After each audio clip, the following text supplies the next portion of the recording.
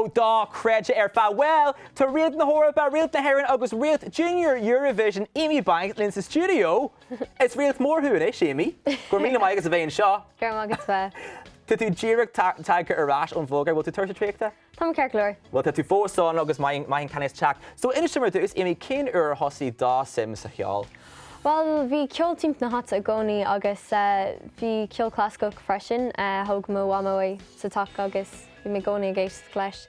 Freisin dóna chuáin chur mé ceiste an sagart an rah ceada go canna nuair bhí mé sé na ceala beaga agus ó sin just tosní sé. Agus tá ó sin an mácar hosaí tú ag fáil ceachtainna ó múnseoir agus bhí sí leat ag an Jerry seach ní mó gar fástan a ró. Bhí. So Jerry Grow she ain't a vadal fad as a costalinian. My who. So and sin conas are hannig and smeen of Shaw curse shacking comortas in Eurovision. Well, hannig mo wame treats comortas ella agus ó sin just curmud é straach agus yeah. Agus talent scale very to a. Neighbor sin go donna. Oh, you should go hintach. Bhí mé gurcar mé héin agus bhí na homothóirí bhí caiit an ardon. You should go léir go hintach. Nach ró agus tá héin chun maiid agus bhuaí tú sin, so ní bhhain go raibh sin go hintach ach an sin bhí ar dul go dtí an bhulgar agus an túrán sin a cheanú as cuair na milliún daoine an rótún ar bhíseach. Bhí mé ar bís. Bhí tú ar bís sin an rud fí. So níor sketchminí arta na seachtaine leg rih ré. Bhí just níor mé an fannacht.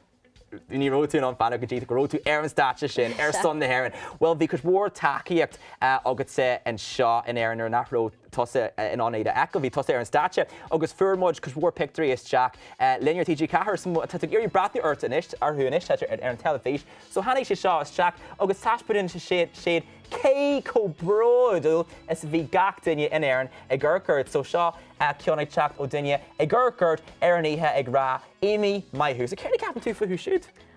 Go hintach. Nu sé go donna nach bhfuil.